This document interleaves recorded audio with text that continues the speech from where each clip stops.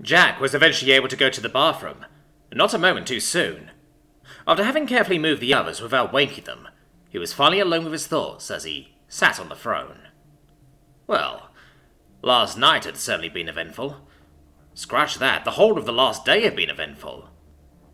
He was more grateful than ever for his new friends, both his housemates and the others he had met during the day. He certainly looked forward to getting to know them all better. And speaking of, he had a date.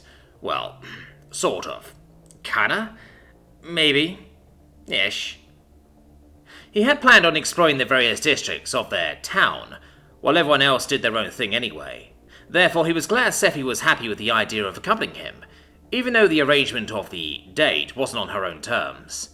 Besides, if anyone knew the hidden secrets of the city, it would likely be her, and Jack would be lying if he said he wouldn't be too unhappy spending some alone time with the Skritter. His arms and legs were stiffer than yesterday, as he started going through his morning exercises, though he found that his push-ups and sit-ups were a little easier this time, despite the not-so-healthy food he had yesterday. "I figured you'd be up nice and early," Nika whispered from behind him, as he brought himself a cup of water from the kitchen. "The alcohol doesn't work as much on you either, it appears."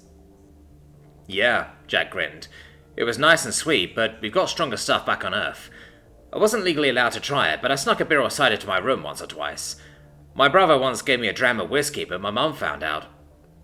Jack stopped, as the memory of his family threatened to overwhelm him. Whiskey? Nika mulled the strange word over in her mind, coming to a blank. She'd probably have to see if Chio knew that one. "Out for some sparring?" Nika asked casually. "I've got Kalachar practice in a few hours, so I think I should get a warm-up in. I may as well see how I match up against you," she added with a smile. "Think you can take me on?" "We'll see," Jack smirked. His official martial arts training left something to be desired in an actual fight, but he had found his induction into street fighting by his brothers overruled that in a pinch. He couldn't do that to Nika and risk hurting her though, so he'd stick to practice techniques. He followed Nika to her room, her tail swinging from side to side in tandem with her hips as she led Jack to a ringed mat at the center. "Fist, activate force walls," Nika spoke clearly, as a translucent red dome phased into view. "Consistency of padding," Nika added to Jack. "Somewhat soft, but I wouldn't hit it all the same." "Sure," Jack replied hesitantly. "So what are the rules here?" "Try and defeat your opponent," Nika grinned, as she rushed at him. Jack didn't have too much time to react as Nika feinted low and aimed high, using her tail to push herself forward to try and get a grip on Jack's head. Jack dodged to the side and grabbed one of Nika's ankles as the kitten lost her balance and put her hands out to steady herself on the floor. "No you don't," Nika grinned, as she quickly twisted her body, the sweaty ankle slipping out of his grip as she rolled away. Jack wasn't going to let her get away though, as he quickly rushed forwards to grab the kitten around the waist as she jumped to her feet. Nika squirmed a little, unable to break the grip, but having just barely enough strength and enough room to slip out of it. Quickly using her speed to slip under his legs, Nika jumped up with her tail and wrapped her arms around Jack's neck in a chokehold. "Tap on me with your hand when you want to give up," Nika grinned in elation. "I have you." Jack started to pitch back as Nika suspected he would, as he ran out of breath. However, she was taken completely by surprise as he quickly pitched forward with a jerk, throwing her over his head. She quickly recovered enough to quickly turn to face him as he tackled her, pinning her to the ground. Nika quickly wrapped her legs around Jack's stomach, preventing him from getting too much control as she grabbed at his hands, just as he grabbed at hers. He was much stronger than her, she knew, but she could blunt his momentum. "Not bad," she grinned, "but you lack technique." "Good enough to have you pinned, though," Jack cheekily smirked. "Oh?" Nika cheekily smirked back as Jack felt a gentle tap on his shoulder, where Nika's tail pointed at him, before grabbing his head and pulling him closer to Nika. "You don't have me beat, and I don't have you beat," Nika spoke softly, "though I will concede to a draw." "Fair enough," Jack smiled, but Nika didn't let go.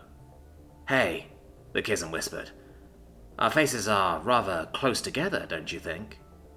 "Yeah," Jack agreed softly, as they slowly began to get closer.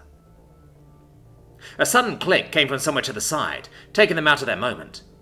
Turning to face the noise, both of them could see Vanya crouching in the corner with the widest grin Jack had ever seen.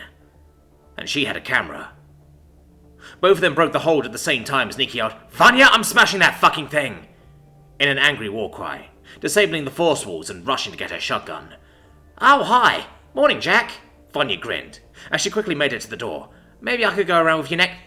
A cock of Nika's shotgun shut her up. Never mind. Maybe another time, Vanya called, as she hurriedly ran away.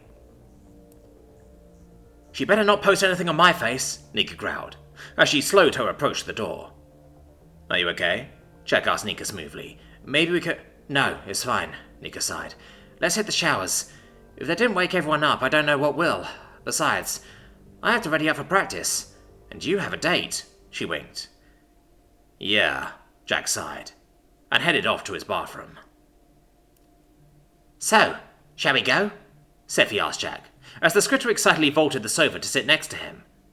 She was wearing the exact same clothes she wore last night, though Jack thought better than to ask if she had slept in them. She did, however, look somewhat different, her purple skin somewhat... sparky? Was this the scritter equivalent of makeup? Jack assumed it was. What's that sparkly stuff, Sephi? It looks nice. Oh, that? Sephi smiled, and waved a hand to dismiss the compliment. It's nothing. Just something my species uses when going out from time to time. That would be a yes, then. Good to know. Fair enough, Jack replied as he got up. I'm ready if you are. I don't suppose you have any lightsabers in stock? Jack asked the flabbergasted sales assistant. He and Sephi had spent several fun-packed hours exploring the town, the scritter showing him how to use the map on his comlink to better orient himself. They hadn't gone too far, having explored many of the basic shops and notable landmarks, before taking a detour to the Cineplex. Apparently, Sephi shared his and Nika's love of action films, since that was what she treated them both to.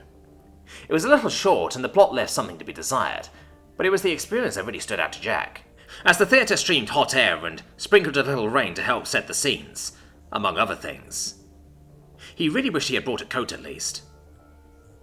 There was also a bitter undertone to the trip, as several missing persons posters had been plastered around the district gates and on any vid screen people could walk by, looking for loved ones who had been involved in the Killer Clown's attack. After showing Jack where several of the food shops were, Sephi decided she really needed to make this more exciting, and since they would need to kit Jack out for the trip anyway, it only made sense to go weapon shopping. Sir, I don't know what a lightsaber is, the assistant replied in confusion. Jack continued, the wind thoroughly taken out of his sails. A fusion blade? Something that makes a blade of hard light that can cut through anything and block gunfire if you're, really good with it? If you have one in Samuel L. Jackson purple, that'd be sweet. Jack, Sephi called to him with barely suppressed laughter, just pick a gun. You're already a badass up close, why would you even want something like that? Just because, Jack smirked, but relented on seeing Sephi facepalm. Alright, what do you recommend? Well, Nika is more the expert, and I think she wants the final say in what we all pack. But this looks good. She pointed at the shiny-looking rifle on the wall with 2 barrels. Ah, yes, the assistant spoke up, very eager to move the conversation away from the utter insane. This is the Shieldkill 169 assault rifle, twin barrel for double damage with a quad-core battery to keep it powered for several hours of continuous fire before recharge. Klingling fur grip for stability and comfort, and tritium-dipped metal insulation to prevent excessive overheating. Oh, that sounds great, Jack perked up. How much? Well, we're currently offering a 50% discount in light of the recent attack, so you're looking at the low price of 130,000 Bastille credit, or equivalent exchange in Temple of Hope trusted currencies. Wow, that sounds awesome, Sephi jumped up excitedly. How much do you have, Jack? Jack made a few calculations and referred to his comlink exchange tool Sephi had shown him before. I have 6.73 credits. Jack looked up in embarrassment. I had to ask that if you two are not paying customers to please leave, the assistant replied curtly, eager to get rid of the 2 nutters. Though we do have some grenades in the bargain bucket. Well, that went well, Sephi finally grinned, after they had escaped the guards sent to run them out of the area. They hadn't stolen anything, but Sephi's attempt to negotiate a better price didn't exactly go down well. It didn't help that they were pretty much now broke, barely having enough to order a teapot for the both of them to share. They had decided to hang out at Critch's tea garden from the previous day, while they planned their next move, happy to hear that the owners had done well to protect the place, and their patrons, who sought shelter with them. I'm sure Chio has some house funds saved away to prepare us for the trip to the Oracle, Sephi continued, so we should be prepared enough for that. I guess we got a little too carried away with the Cineplex, huh? Nah, it's fine, Jack replied with a grin. That was great fun. It was a good idea to show me. Seffi flushed a little at the compliment before getting back to business. So, what do you want to do now? We can't exactly pay for anything anymore, so we could always head back. Jack shook his head. He was honestly having fun and didn't see a reason to stop. We could always see if we can find a few more of those symbols from before. Seffi shrugged. Can do. It's mostly stuff I see while doing other things. I don't normally go out of my way to... She stopped in thought before grinning conspiratorially. There's a tower with a great view a few distance from here. I went climbing a little while ago and noticed one of the marks there. Want to check it out? Sure, Jack replied with a smile. A good view sounded good, and he really didn't have any better ideas on what to do. Pretty great, isn't it? Seffi grinned. Sat next to Jack at the top of the tower. They were both alone, though there was evidence that the place was often used as a lookout post. Yeah, Jack had to agree. This had to be the highest point around for miles. The busy streets below may as well have been a tunnel of ants passing to and fro. Over in the distance, Jack could see to the northeast the decimated ruins where the killer clown had attacked, and further west he could see the overgrowth of forest and ruins reclaimed by nature, where they would be travelling tomorrow. Jack felt the anticipation, as he wondered what that would be like. Oh yeah, Seffi added. Here's the mark I wanted to show you. She got up and led him to the central concrete pillar supporting the roof of the building. Etched on the floor was a simple square, with an incomplete triangle above it. That got Jack thinking. Seffi, have you seen this mark anywhere else? Yeah, I've seen it a couple of times. Why? Do you remember where? Jack asked, wanting to check if his guesswork was in the right place. Even better, I have pictures. The excitable scritter jumped up to show him. Wait, you couldn't have shown me a picture of this place? Jack asked with a raised eyebrow. Seffi blushed a deeper purple. Well, this is also a good place to hang out. Right, Jack replied, not quite believing the explanation, but didn't have time to think about it as Seffi showed him the photos. One seemed to be in an alleyway, another on a district wall tucked behind a bush, and another in what looked like an abandoned metro station. Okay, looking promising so far. All of these locations seem to be out of the way where most people aren't going to travel, Jack slowly reasoned out loud. While I have no idea what the other symbols mean, this square could signify an object, while the hat on top could be some kind of cover.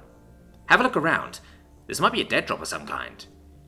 Here, Seffi perked up, pointing at a small crack of concrete. Jack followed the finger closely, spotting a little tab of cloth on the bottom. There was no way anyone could really notice it unless they knew to look out for a dead drop, but following the cracks indicated a latch. Jack approached cautiously, ready to jump back if there was any trap, Seffi having the smarts to keep a lookout. He yanked on the fabric hard, immediately backing away. But nothing came. Ah, come on, Seffi pouted. Empty? I was so hoping for cash. Though the compartment was empty, it was still clearly a dead drop, as the metal safe stood out in the rough tower. The dust imprints left also showed signs of objects being placed and later removed, a theory which Seffi agreed with as she sat down on the edge, feet dangling in the air. I've been trying to work out pieces of the puzzle for a few years now, Seffi replied seriously, as Jack sat next to her, overlooking the morning cityscape. And here you come in and figure it out within a day. Guess I really am the dumbass of the group, she sighed, her wings slumping as she refused to meet Jack's gaze. You're not dumb at all, Jack argued, putting his arm around her shoulders. Sometimes you just need a fresh perspective, and honestly we found more questions than answers at this point. Seffi sighed as she nodded. Like, why couldn't there have been any money? Jack grinned, trying to lighten the mood with some humour. Seriously, how anticlimactic was that? Seffi snickered at that. And the way you were bracing for something as well, she added with a laugh. You look ridiculous. She sighed as she leaned more into Jack's embrace, as they both took in the view. I just wanted to figure this out on my own, come back to the others and show them that I can do things under my power too, you know, she continued sadly. Prove myself instead of being looked down upon. I don't think the others look down on you, Jack replied confused. I certainly don't. This was completely true. While Seffi was a bit of a joker, that didn't mean she was below anyone in the group. Maybe she was a bit insecure. My people, the Scritter, are considered nuisances amongst the galaxy, Seffi softly whispered. Our home planet originated somewhere in the vast, so most of my people don't even know where it is, or if it still exists. Despite that, we refuse to die, families settling where they could with other species willing to put up with us. Until we were forced to leave because of war or persecution. Jack was silent as he listened. So, that is the lifestyle many of my people adopt. Constantly travelling the known galaxy and never settling for long, so our people were often associated with various nuisances. Stealing, scavenging, kidnapping. While some of my people probably did it, was nowhere near the extent of my people's reputation. Jack just nodded as his embrace became a little more intense. Eventually they must have appeared here because I was apparently dumped at the Temple of Hope as an infant, she whispered. You heard the rest when Cornelia decided to say hi. Jack nodded. Sounds like you and your people have been through a lot. I'm sorry to hear that, but you don't have to worry about proving yourself. I'm an outsider that had no idea what your situation was, and yet here we are, Sephi finished for him, finally turning to stare at him intensely, with watery eyes. Yeah, Jack managed to say, as both of them went silent, just looking at each other, unsure of what to do next. Instinct screamed at him, forced Jack to do something. Anything. So he kissed her. It was quick. Nothing more than a quick peg that lasted just as long as his confidence before he pulled back in a panic, seeing Sephi's shocked expression, just looking at him with wide eyes. Oh shit, Jack thought to himself. Had he somehow read the situation wrong? Did he just do something taboo to Sephi's species? Was he going to get #MeToo'd? Sephi's momentary grin of realization was all the warning Jack got, before she leapt on him. How is your search for jobs going? Chio asked Nika, as she unpacked the books and reagents she had brought back from the magic shop. Anything interesting? Only got back a few minutes before you did. I'm checking now. Laura got back before me, but I think she's working on her garden. Apparently regular services at the Temple of Hope are suspended to focus on helping those affected by the latest attack, and they'll contact her if they need her help. On the plus side, the basic bounties for Killer Clown Cabal members have gone up to 900 each, double if alive and coherent for Temple-affiliated Inquisitors to Mindcrawl, with a bonus if any information obtained leads to the elimination of high-priority targets. Probably best we don't go searching for them. It's risky enough that we're taking a trip out with no preparation and a new companion. Preparing is what we'll do this afternoon. Nika rolled her eyes at Chio. I can vouch for Jack's fighting ability up close, but I'll check how good a shot he is when he actually turns the safety off. How was practice? Chio asked, changing the subject as he sat down next to the Kizzen, keeping an eye on the bounty boards as they were being updated. Not too bad. My cataform is better, though I went in pretty exhausted. Totally the party and not your unsubtle playtime with Jack, right? Chio grinned, as Nika playfully flicked her with her tail. I was just testing his skills for the trip. I was about to beat him, but we conceded a draw. Sure you did. Wait, what is that? Chio was pointing at one of the thumbnails on one of the more local bounty boards, and saw that the entry had many recent contributions to the overall pot. Nika clicked on the bounty, and both girls immediately panicked on seeing the full-size picture. Allora! Nika yelled, as she ran to grab her guns. Carefully moving backwards so as not to fall off the tower, Jack gently pried the excitable Skritter's face off of his, before finally being able to breathe again. Oh shit, you okay? Sephi finally asked as she calmed down. I've never really tried kissing a guy before, so I wasn't sure what to expect. It's cool, Jack laughed, as he got his breathing under control. Your mouth is a little bigger than mine, so you got my nose too, and I couldn't really breathe. But we can work on that. Edge of a high drop probably wasn't a good spot for it though, my bad. It just felt right in a way. Yeah, Sephi sighed dreamily. Honestly, there wasn't why I even tried to get you up here, but I'll take it. What do we do now? Well, Jack thought for a bit. As tempting as carrying on was, the tension between them had died down enough that he was able to think a bit more rationally. He'd wanted to ask Sephi something else, though, and now was as good a time as any now that they were coming down from whatever that was. Actually, I was curious about something you kept mentioning that the others kept shooting down, Jack asked thoughtfully. What's the prefect's lockup? You said that could earn us some money, right? Sephi beamed from ear to ear. Oh, this stage just keeps getting better and better. That's why I wanted to bring you here. Look! She pointed at some kind of industrial compound a few blocks away from the tower. Upon focusing, Jack could see a few warehouse buildings with many containers littered around the courtyard and barely anyone guarding it. A trio of corrigans at the entrance and the very occasional prefect walking a repeated path. The asshole prefects in our school kept confiscating things, and most of the time people don't get them back. They built up such a stockpile that I learned that at least several millennia ago they started buying or renting premises off-site to stash it all. Found out this was one of them when I hacked the database to get myself out of detention about a week ago. And it's just sitting there, Jack considered. Yes, it was stealing, but technically the stuff had been stolen first by those asshole prefects, of which the Drow were members. The owners of the goods are long gone too, Sephi added. I have no idea how good the prefect cataloguing and inventory checks are, but considering there's a lot of staff, we should be in the clear once I hack the security. How come the others keep shooting you down on this? Jack asked cautiously. Had a lot of busts recently, Sephi sighed. I swear I did as much legwork as I could, but sometimes things go wrong. But I've been up this tower a lot, and I think there's a good chance this could be a hit. Maybe more than once, too. The weekend is the best time to hit it, since it's non-school days. You have a few volunteers there, but if you look at them up close, they don't seem that alert. Jack could well believe that. One of his brothers had worked part-time in a supermarket to save up for university, and certainly never had any intention of going above and beyond for minimum wage. Okay, Jack started, having made a decision. If we hit this place, we're going to need a plan. But it's a really good idea when you can say... Wait, you said yes? The scritter asked excitedly, to which Jack answered with a nod. This is the best day ever! Svartal couldn't remember having a worse day. His defeat at the hands of the Death Welder had heavily compromised his plans to get him and Svarti a fresh start with the Red Legion. His warband had blamed him for their humiliation in Master Carl's class, though Svartal argued that in fact he had come the closest to killing the human. The argument had escalated, and the blame game had continued, and Jarl had kicked him out of the group. Only for something in Svartal to snap.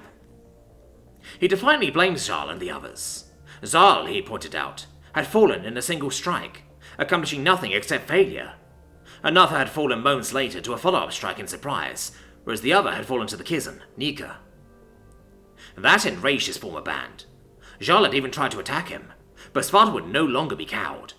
His razor-sharp tongue had lashed out and broken him free of the grip, and his acid-spit follow-up overwhelmed his attacker. Though that wasn't the end of it. Master Carl, an old blood brother and comrade of his discharged father, had told his friend everything, and his father had tried to beat him thoroughly as a result. He then yelled at Svarti in a hateful tirade, before Svartal focused the attention back on him, to another beating. Svarti was never touched, not in an act of kindness, but because she needed to be an unspoiled bride for a suitable Red Legion suitor, though Svartal knew it was only a matter of time before his father broke that promise in his drunken rage. His path into the officer corps of the Red Legion was now in question, so he would need to turn to other means to gain a good income. Fortunately, a certain bounty had presented itself. Despite everything his father had told him, Svartal was highly intelligent. He made sure to preserve the blood he had drawn for the human that wasn't lost in the fight, more than enough for several doses worth. It would be worth a considerable sum to others hunting the human, among other underworld figures. He had timed the bits to start and deliver just right. Sparta would kill Jack Frost first. That bounty alone could get him and his sister away from his father for good. His clairvoyance was mediocre, but sufficient. He had set up a sniper position on top of a block of shops central to the district. They gave a good overview of the area, and a clear line of fire down any of the streets. It only took an hour for the human to show, being accompanied by Sepharina Hawker. He had no idea what that nuisance was doing with him, but he would aim carefully to avoid her. Annoying as she was, she had done nothing to earn a sniper round to the skull. Spartal had worked on this special round for the past several hours.